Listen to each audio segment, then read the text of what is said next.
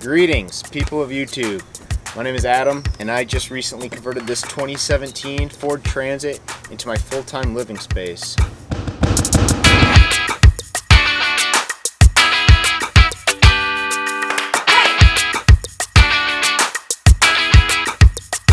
I'm super excited to have the opportunity to do this, and also to start a YouTube channel and bring you along with me. It's been a lot of work, but also a lot of fun, learning how to build this thing and researching new and different ways to do things. So I hope that if you're somebody that is building one yourself or thinking about doing this someday, that I might be able to be of some kind of help.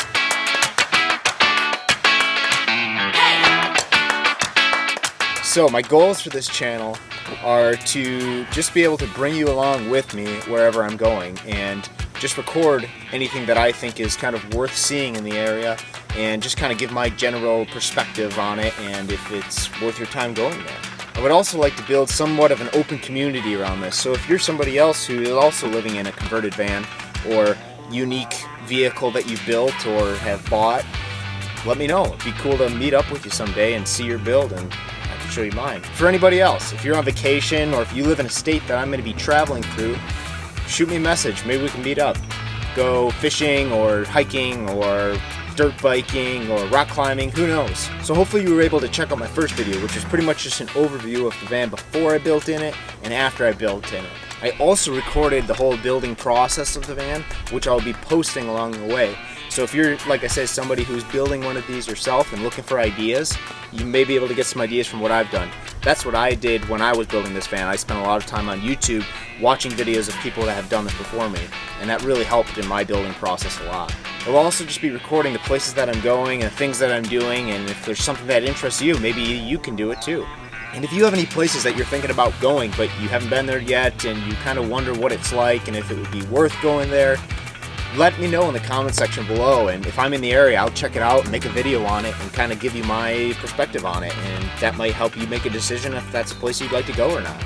Also, comment below on things that you'd like to know about me and my van or my life or how I got to the point of doing this, and maybe I'll make a video on that someday. But for now, I want to get you in the van, kind of give you a nice little tour of the whole thing, and from there, we'll break it down in the future videos and show you how I did it step by step.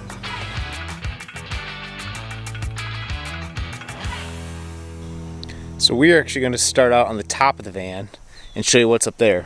Up at the very front of the van, I've got a 54-inch light bar. Can't see the front of it from this angle, obviously, but that thing works very nicely.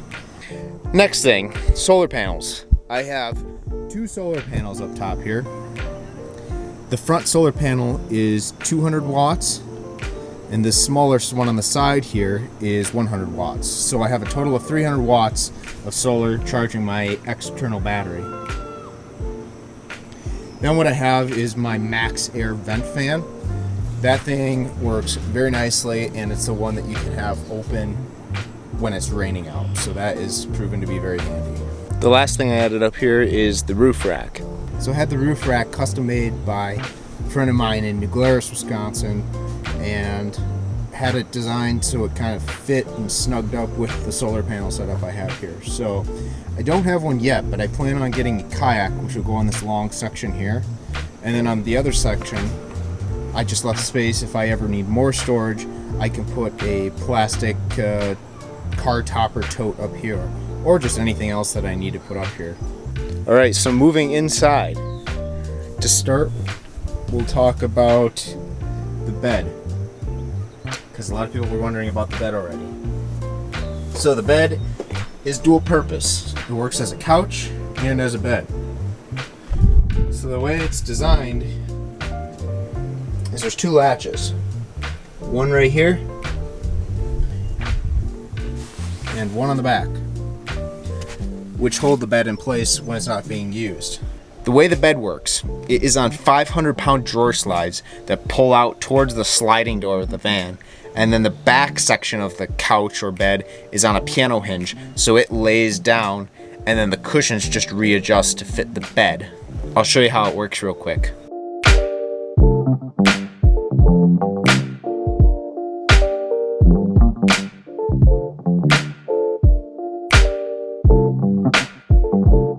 Now there's definitely pros and cons to this kind of bed. One of the cons being you got to set it up every night when you go to bed. One of the pros is it's very small when it's just a couch, and I have a lot of extra room in here not having a permanent bed set up. Another sleeping option that I have is I mounted 2 hooks here. One here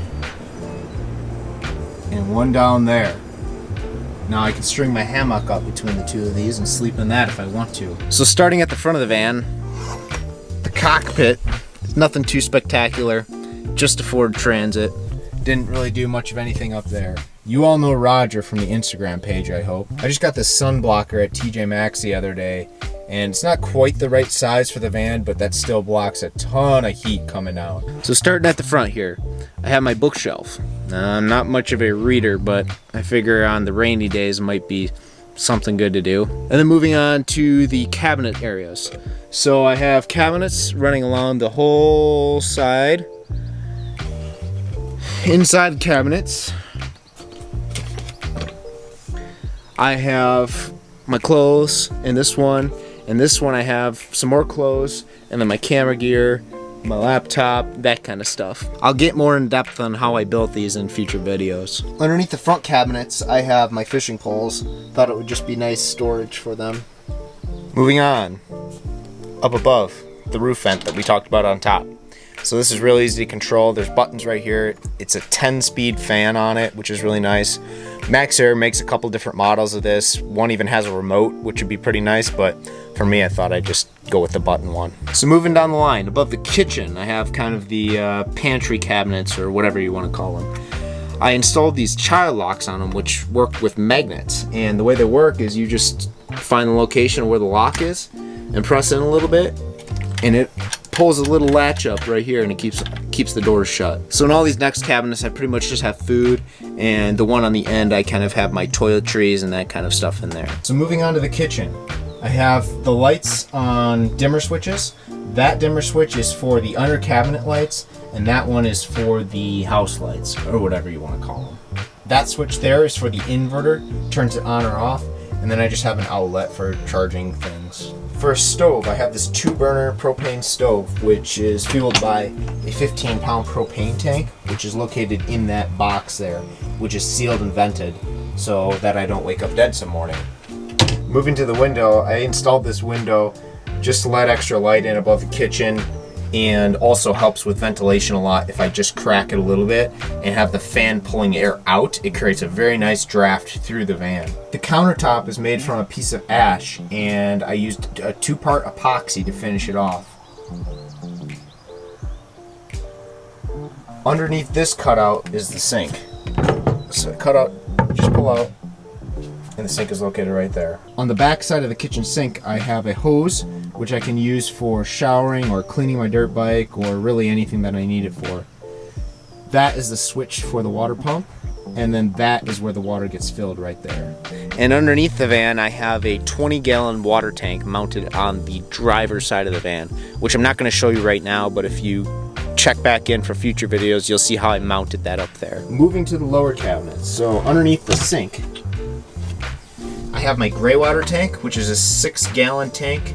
And then I have a valve here which I can just turn and open it, and it just drains out onto the ground whenever I have a space that I'm able to do that. As far as the rest of the cabinets go, it's pretty much just cooking material, pots and pans, and utensils and whatnot. Right here is my fridge/freezer. It can be set as warm as you want, or it goes down to -20 degrees. So that runs off the external battery and pretty much runs 24/7, keeping all my food closed. So I have this on drawer slides as well, so it pulls out nice and easily. And then it just pulls open on the top. And there's my food storage. Moving to the other side of the van. So to start off, I have Mr. Llama. He is very soft. He's made out of actual alpaca hair. My mother got me him to travel with me. He doesn't have a name yet, so if you have an idea for a good name for the alpaca, let me know. Underneath the alpaca and the backpack is a guitar hook, so I can hang my guitar here when I'm jamming.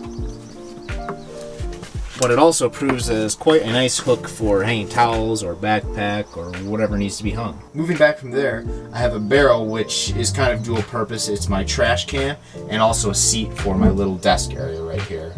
Underneath the desk area, I have a lot of tools located under here and anything that I would need to kind of work on the van or fix things or that kind of stuff. Above the desk area, I have most of my outdoor types of gear. So I have my tent, my backpack, my sleeping bag, my camping mat, that kind of stuff. In the very back cabinet, I have my motorcycle helmet, a lantern, I have a shovel in there, have some climbing gear, my guitar, broom, hatchet, that kind of stuff all located in here. And then just a few hooks and things for jackets and hats and all that good stuff. And the last thing to show you is on the inside of my sliding door. I had a good friend of mine do some art on there for me and it turned out super cool.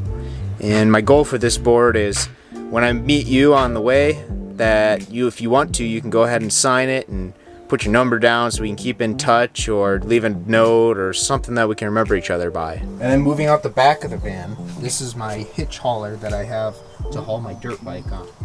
So it seems to be working out quite nicely. It's got a anti-sway piece that goes on there and it's very sturdy. I don't even feel the dirt bike when it's on the back. And last but not least, the KTM 690 Enduro R. So I thought it'd be super nice to have a secondary vehicle so that I don't have to drive the van everywhere I need to go and guzzle that much more gas. So this will prove to be very helpful, I think, and also a lot of fun. So if this is something that interests you, go ahead and hit that subscribe button and share it with your friends, and hopefully you can be a part of the community that I'm hoping to build. Until next time.